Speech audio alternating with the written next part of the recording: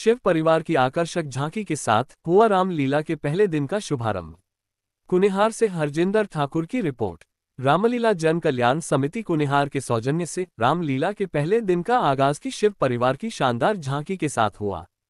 कुनिहार क्षेत्र की समाज सेविका व संभव चैरिटेबल संस्था की संयोजक कौशल्या कंवर ने आरती में भोले शंकर का आशीर्वाद लिया। रामलीला अनवरत 38वें साल में प्रभु राम की अनुकंपा से प्रवेश कर चुकी है।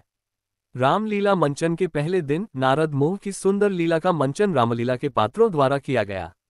कौशल्या कंवर ने समिति को अपनी ओर से 5100 रुपये की राशि भेंट की।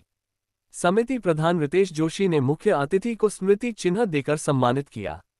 कौशल्या कंवर ने अपने स्नातन को जीवंत रखने व प्राचीन परंपराओं के संरक्षण के लिए समिति के युवाओं के प्रयासों को सराहा व कहा कि रामलीला जन कल्याण समिति के सहयोग से इस सनातन संस्कृति को आगामी पीढ़ी तक पहुंचाने का सौभाग्य मिल रहा है। रामलीला के पहले दिन नारद मोह के दौरान इंद्र दरबार भोले शंकर, ब्रह्मा जी व भगवान विष्णु के साथ नारद जी के सुंदर संवाद के दृश्य दिखाए गए।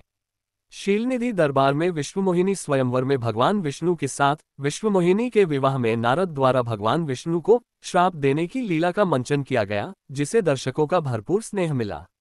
इस दौरान समिति के संस्थापक देवेंद्र शर्मा, प्रधान रितेश जोशी, निदेशक संदीप जोशी, वी राधा रमन शर्मा, मंच संचालक अरुण शर्मा, अरविंद जोशी, संजय जोशी, मुकेश शर्मा, राहुल सहित सभी सदस्य मौजूद रहे। परंतु मैं आपके हित के लिए एक प्रार्थना करता हूँ। शेरों इस प्रकार यह समाचार आपने विष्णु सुनाया, कहीं विष्णु भगवान को न कह बैठता।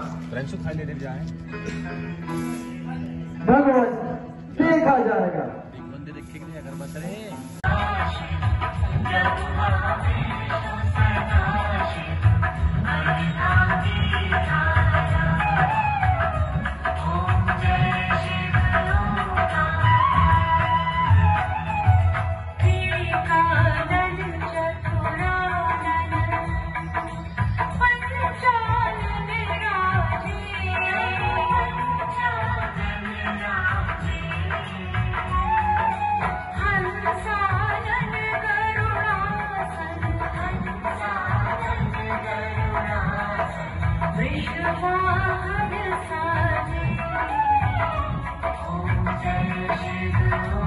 कामना का उदास इंद्र के द्वार पे रहने वाला भिखारी और महर्षि नारद से युद्ध की तैयारी। एक बार तो शिव जी महाराज के सामने जाकर हार पाई और फिर मेरे सन्मुख आकर शर्म न आई। एक तो भगवान के चरणों का ध्यान और दूसरा नारद का अपमान और उस पर कामदेव का यह अभिमान। स्वार्थी कामदेव, तू क्या मुझे कोई सांसारिक मनुष्य जानता है जो इस प्रकार अपमान करने की जानता है? यह नहीं समझता कि ईश्वर के प्रेमी बाधाओं से कम करते हैं। जब आपत्ति आती है तो और भी आगे बढ़ते हैं। जो व्यापे चांद से अग्नि, उठे अंगार बादल,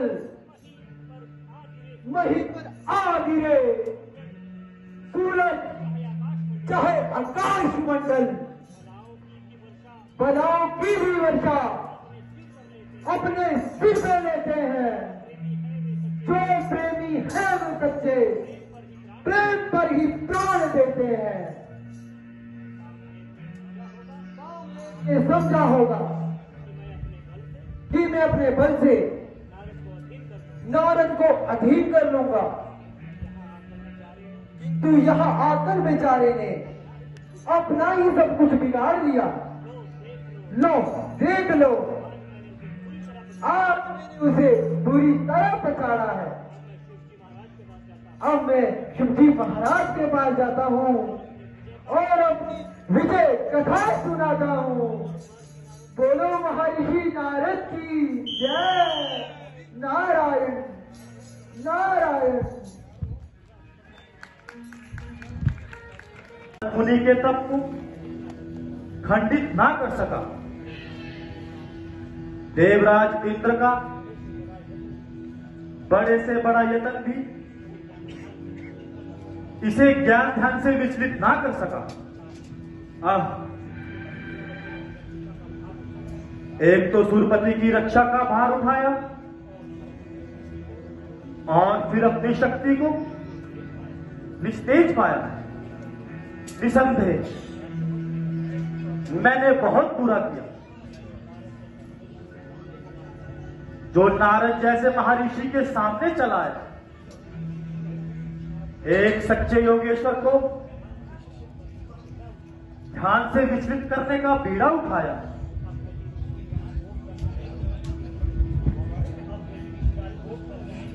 अब यदि ऋषिराज भोग कर जाएंगे तो जन्म जन्मांतरों के बदले उतर जाएंगे। क्षमा ऋषिराज क्षमा। यह अभिमानी कामदेव अपनी शक्ति पर फूला फिरता था। अहंकारवश अपना पराक्रम भूला फिरता था। ना समझा मोह में अपने निरादर किसका होता है। मेरा अभिमान मेरे रास्ते पे शूल बोता है। हुआ है आज तक दुनिया में सिर अभिमान का नीचा। मिटाना पड़ता है जीवन सदा अपमान का नीचा।